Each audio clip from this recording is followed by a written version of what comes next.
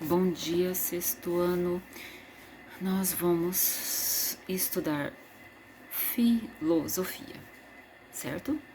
Olha só, peguem um livro de vocês de filosofia que eu quero repassar com vocês umas atividades de aulas programadas. Eu vou dar uma revisão nessa atividade aqui com vocês, tá? Eu imagino que vocês já tenham feito essas atividades. Se não fizeram, fica como uma correção. Se vocês não fizeram ainda, fica como assim, sabe? Estou dando uma explicada aqui. As atividades se encontram a partir da página 62. Então, a partir da página 62, nós temos algumas atividades aí, que eu até mandei para vocês aí para aulas programadas, ok? Então, vamos lá? Na página 62 aqui, ó, na parte da atividades, tá? Tem uma canção que se chama Planeta Água, de um cantor chamado Guilherme Arantes. Realmente uma música belíssima. E chama Planeta Água, e eu vou ler para vocês aqui.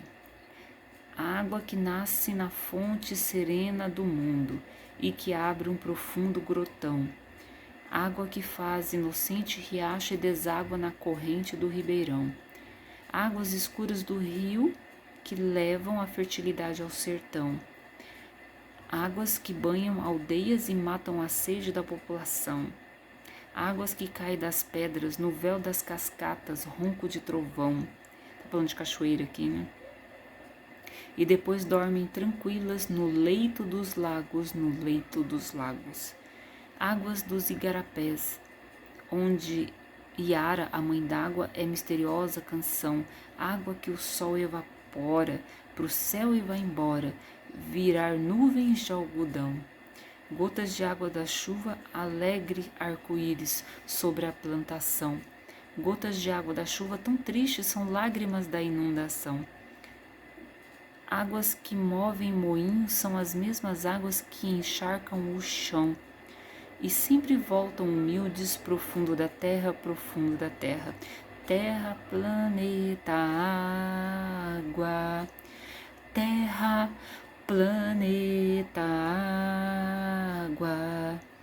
Terra, planeta, água. Era mais ou menos assim a canção. Uma canção muito bonita. Então vamos para as questões? Sou péssima cantora. É que é tão bonita essa música que a hora que eu li a letra me deu vontade de cantar ela. Olha só. Escreva um pequeno texto sobre a importância da água, de acordo com o que é mencionado na letra da música. Então vocês vão ler essa letra dessa música e aqui fala a importância da água, né, dentro da própria canção. Tipo assim, aqui fala que a água deságua na corrente do ribeirão. É importante, porque as águas são que mantêm o nível do rio, né? Quando não chove, começa a ficar seco o tempo, o rio começa a baixar de volume, tá? E, aliás, já tá até faltando água em alguns reservatórios de água por causa da falta de chuva. Olha aqui, que fala aqui um outro parágrafo, que as águas levam fertilidade ao sertão, que as águas banham a aldeia, elas matam a sede da população. Então, se você for lendo a letra da música, vocês vão observar que, de acordo com o texto, né, você escreve um pequeno texto sobre a importância da água. Olha só, vamos ver. A água evapora, vai para o céu e cai em forma de chuva, né? A chuva que molha a plantação. Observaram? Tem bastante coisa aqui. As águas também movem o que? Os moinhos, né? Antigamente precisavam muito das águas para mover os moinhos, né? E aí tem essas importâncias aqui que eu li para vocês aqui, que encontra na música aqui, e vocês vão escrever aqui nessas linhas, tá bom? Vamos ver mais aqui na página 63, olha só. Pesquise de que forma o ser humano está usando a água do planeta.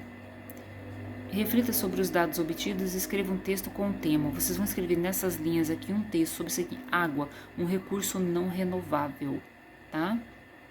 Você vai escrever sobre isso aqui no livro de vocês de filosofia, nessas linhas, tá?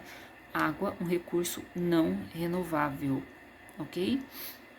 Então, assim, a água, na realidade, gente, vocês vão escrever um texto assim, a água, ela é um recurso renovável, porque tem o que? As chuvas. São as chuvas que mantêm as águas dos reservatórios, são as chuvas que abastecem os rios, os lagos, tá?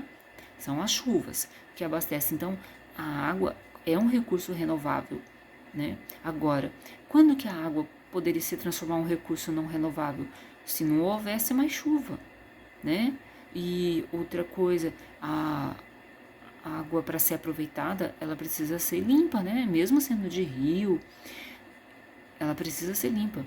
Então, ela pode se tornar não renovável, um rio que está totalmente poluído e não tem uma recuperação, aquele rio, ou aquele córrego não tem uma recuperação, entenderam? Mas a água, ela é um recurso renovável, tá? Porque depende das chuvas. A gente sabe que apesar desse período de seca, não tá chovendo, tá dias sem chover, ainda vai levar mais alguns dias sem chover, ainda assim ainda vai cair chuva, ok?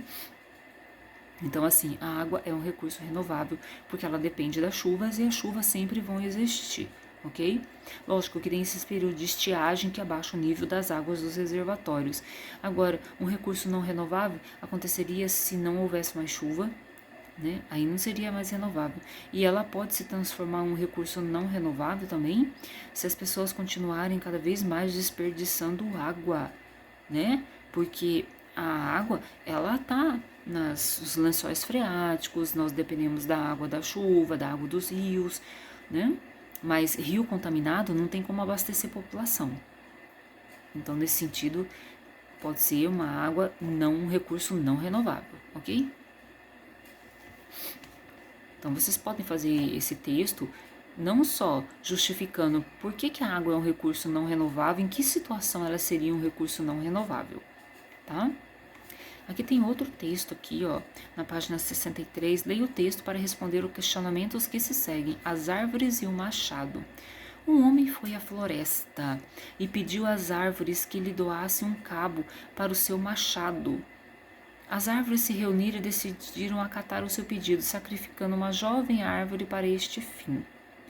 Logo que o homem recebeu a madeira para o novo cabo do machado, começou a usá-lo, freneticamente derrubando cada árvore que via pela frente.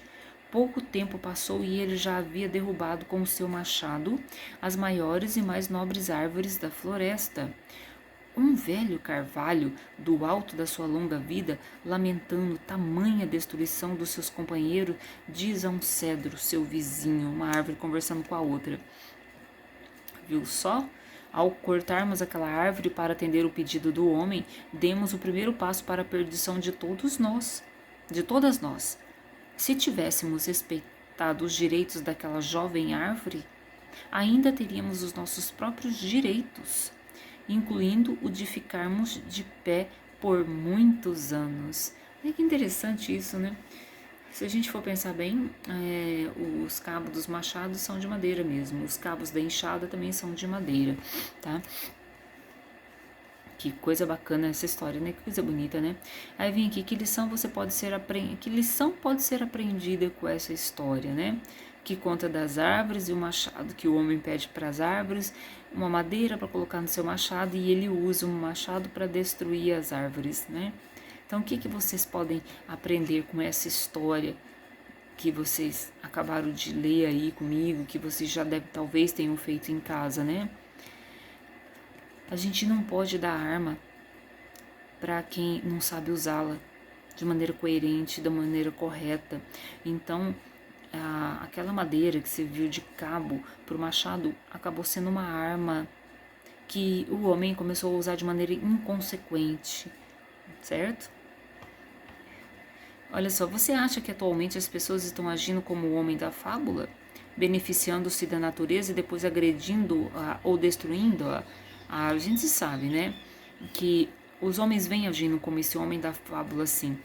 Os homens se beneficiam muito da natureza, toda a matéria-prima que é tirada da natureza, cada vez mais sem controle, para ir para as indústrias e se transformar em produtos, para gerar riqueza, né, para esses grandes empresários e donos de indústrias, né? Tudo vem da natureza, toda a matéria-prima, recursos naturais são usados, né, na fabricação de todos os produtos, né, que a gente usa e que se usam por aí, certo? É lógico que deveria ter um controle muito grande, deveria ter um equilíbrio, mas não existe isso. O homem tira cada vez mais recursos naturais da natureza, cada vez mais, tirando toda essa matéria-prima aí da natureza, sem controle, porque a questão é lucrar para eles, né? É o modo de vida capitalista, né? E a natureza realmente sofre muito com isso, tá? Então, mas pode ser uma resposta pessoal aí, tá bom? De vocês com relação a essa história aí, tá? Teria um jeito de agir de maneira coerente, de maneira equilibrada? Lógico que teria. A questão é que tudo hoje é produzido, tanta propaganda para as pessoas comprarem cada vez mais, e muitas coisas são compradas sem nenhuma necessidade, tá? A lei hoje é o consumismo, tá assim, né, de maneira bem intensa aí na vida das pessoas, o consumismo. Então, se as pessoas compram cada vez mais quer ter coisas, juntar coisas que às vezes nem precisam, então mais recursos naturais vão estar sendo tirados da natureza. Não tem um controle sobre isso, infelizmente, né? Vamos ver aqui na página 64, a letra C daqui, da página 64 aqui de vocês, ok? Vamos aí? Vocês já abriram aí na página 64? A letra C. Olha só, o que está pedindo aqui na letra C. Comente a seguinte fala do velho carvalho. O velho carvalho é a árvore, né? Se tivéssemos respeitado os direitos daquela jovem árvore, ainda teríamos os nossos próprios direitos. Que interessante, né? Eles, na realidade, é preciso ler essa historinha umas 2, 3 vezes, tá? Para vocês entenderem bem. Então, é para vocês comentarem sobre essa frase. Na realidade, as árvores maiores, elas se reuniram e elas simplesmente decidiram que iam sacrificar uma árvore jovem, ainda nova, né? Para poder dar esse pedaço de madeira para fazer esse cabo pro machado, ok? Então, assim, será que foi respeitado? A jovem árvore, que nem se tornou uma árvore grande ainda, né? E teríamos os nossos próprios direitos. Se eles não tivessem feito isso, o homem não teria o machado, porque precisa do cabo, certo? E não teria derrubado tantas árvores. Então, assim, comentem aquilo que vocês acharam, tá? Eu tô dando algumas sugestões aqui, mas eu quero que vocês comentem. Se tivéssemos respeitado os direitos daquela árvore jovem, ainda teríamos os nossos próprios direitos. Que interessante isso, né? Bem interessante isso, porque essas atividades aqui, ó, são as atividades do capítulo 11, que justamente fala sobre o planeta é sua casa, sua vida depende da natureza, né? A natureza, ela é tão forte, ela é tão importante para todos nós, não é verdade? Todos os recursos naturais, matérias-primas, vêm da natureza.